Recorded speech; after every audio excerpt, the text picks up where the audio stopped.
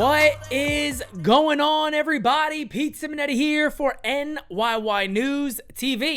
Got a couple of Yankee updates for you. You guys already know we are approaching the end of January, which always means baseball is here. You know, we're about to go to the finals, semifinals, of course, before the Super Bowl, championship games in the NFL, and then, of course, heading into the Super Bowl, which always signifies it is now Major League Baseball time. Spring training is right around the corner.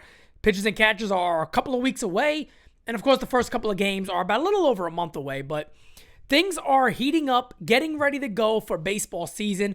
We got some Yankee updates again, guys. Nothing really crazy on the news side or any breaking news or anything like that as of yet. I still believe there'll be some trades made. I'll talk about some of those. But want to start off with, make sure you get your tickets to April 1st. Could very well be the first start of Carlos Rodon with the New York Yankees. So you got to be excited about that. But other than that, you're going to be here with Team NyynewsTV at Yankee Stadium, the Audi Club. As you guys already know, cannot wait for it. Get your tickets today. The link is right up here. Popped up at some point. Might still be up there. I don't know. It'll be there, okay? And if not there, it's going to be in the description below.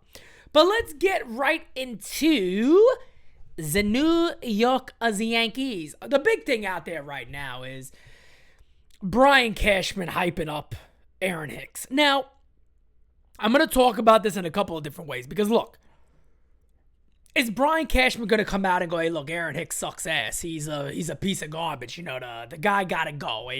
We're doing everything we can to make sure he's not going to start. He's a trash can. We're going to trade him. Look, there's been times before where Brian Cashman hasn't been so open and lovely about a player and still traded him. I think in this situation, though, it is a little different. Aaron Hicks is under contract for multiple years, 3 more years, I believe it is, $30 million, $10 million this season. The rumor out there is the Yankees are willing to pay at least half of that contract. The same thing for JD, Josh Donaldson. Mr. Hitter, pop up the center field, pimp it out, and, you know, go back to the dugout. Be like, I thought I had that one. I really didn't.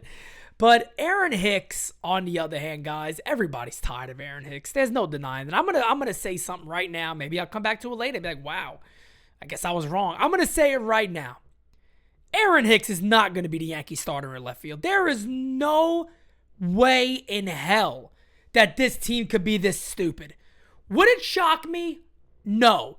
But I am going to sit here and say I have enough confidence that this team has seen enough that they are going to move on from Aaron Hicks. I think Hicks is eventually going to be traded. I don't know if it's going to be this month, early next month, late next month. Before that opening day hits, I don't think Aaron Hicks is a New York Yankee. Profar's still out there. There's still trade opportunities out there. You got to let Aaron Hicks. Aaron Hicks is one of those guys where it's kind of be like somewhat of your last resort. If we get this guy for $5 million a year, we'll take him. You know, if he puts up halfway decent numbers for us, it's a win for the other team. Hicks just got to leave New York. You can't do what you did last year and hold on to this guy. You can't do the Bush League shit, looking at a ball in left field, giving up on your club, showing up late to the ballpark, disgracing Derek Jeter Day by playing horrifically, throwing Aaron Boone under the bus and be like, oh, I can help another team win.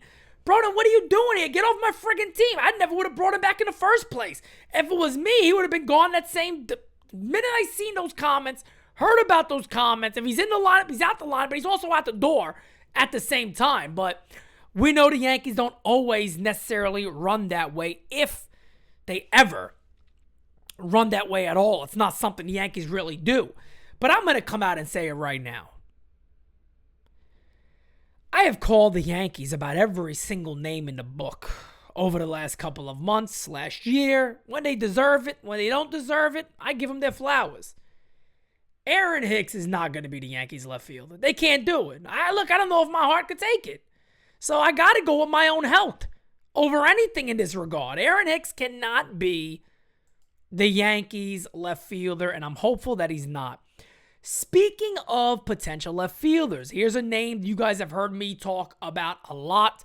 The Minnesota Twins have went out there. They've acquired another outfielder.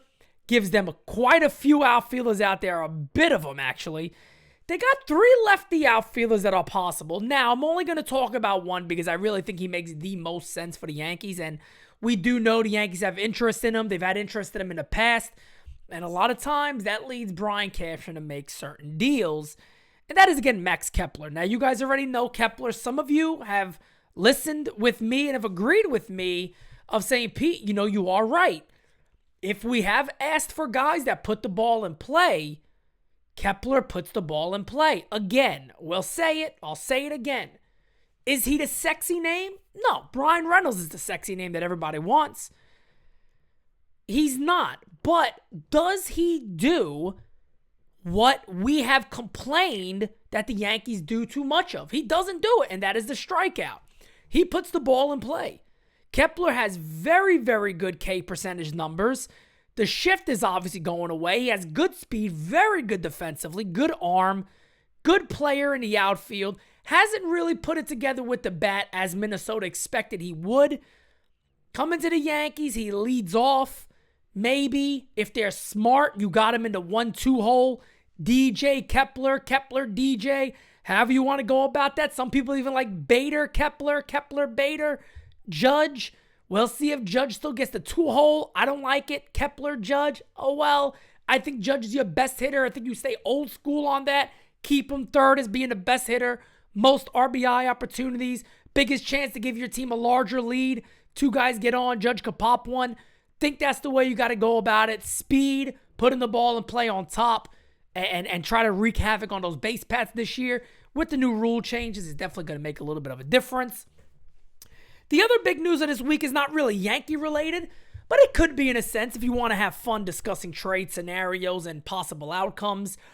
Is Art Moreno is holding on to the Angels. He's not going to trade him. I immediately got emails and text messages about, hey, Pete, what does this mean for Mike Trout to the Yankees? And I'm sitting there saying, I never thought Mike Trout to the Yankees was an actual possibility. There's so much that has to go into a deal like that. I could see how it could work, but there's so much that has to go into it. It's almost hard to fathom it happening, to actually picture this taking place.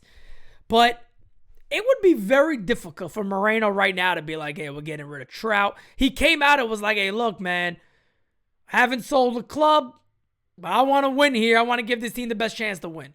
Yeah, we're going to trade Trout. Ohtani's going to go because they're not going to re-sign him. You know what I mean? It just doesn't add up. You can also see other owners coming in and be like, all right, clear that salary. We got to rebuild. We got to do something with our name on it, not something that it used to be. He could also do that same thing and go, look, fans, I'm sorry. I know you guys want to win, but we haven't won with these guys. And it's not a knock on them. We haven't given them the best team possible. We got to reset a little bit. I don't see it happening, folks. If it were to happen, I'd do cartwheels all around my house, live. I don't care. I'll jump through a wall or something live. Maybe set up like 6 tables, like old school ECW. Go to the top of the roof. Do a front flip off all of them.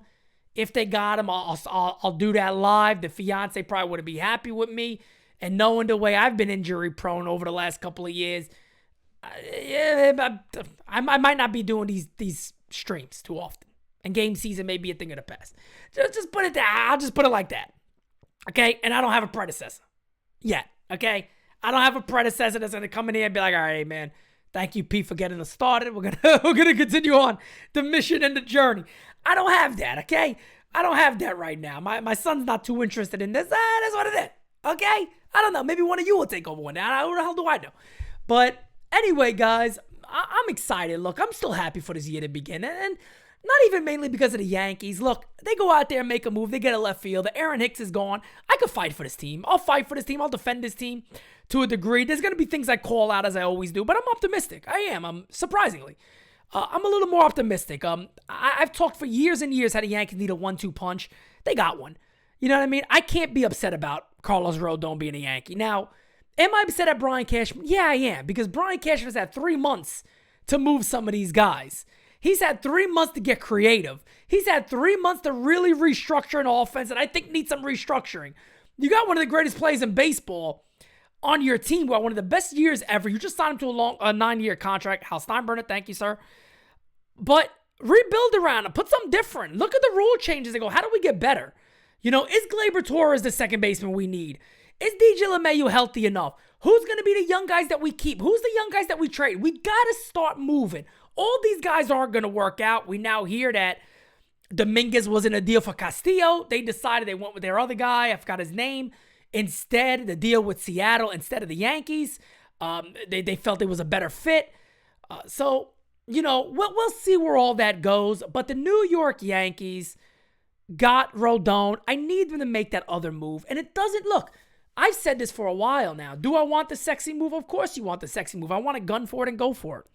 But if the Yankees are able to get a Kepler, maybe they get something else. Maybe they do another move that's kind of a little sneaky.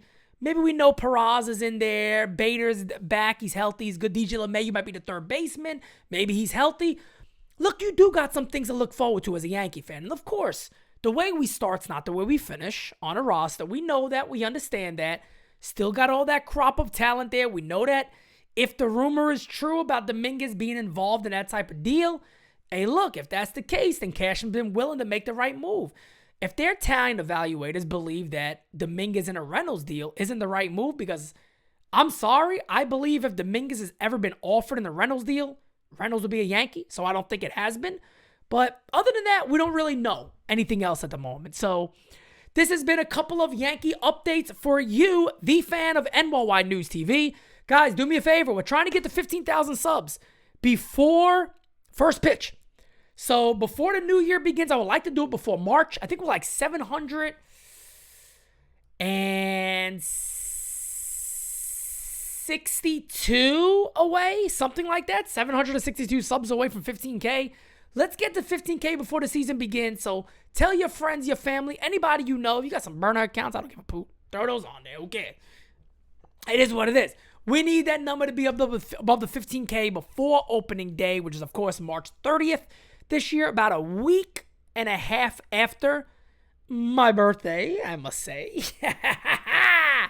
Excited for it. Game season live is going to be wild this year. Of course, cool thing is, too, we got some practice before that because we got the WBC, spring training games. I need practice to get back into he struck him out and all that stuff. We got a ball game to call. I got taglines, jack job. I got things I got to work on myself. I haven't been able to call no games, nothing whatsoever. So let's hope it happens. Let's hope everything is all well. And guys, until next time, leave your comments below. Hit that like button, man. We got to get used to the like button, guys, because again, you want to help this channel. That's one of the best ways you could do it. So leave a comment below and we will talk again very, very soon. And get your tickets for April 1st, guys. They are limited and they're going very quick. We're well over the 50% mark of what we have capacity-wise. Trying to get more tickets added because this is going to be a sold-out event, no doubt about it.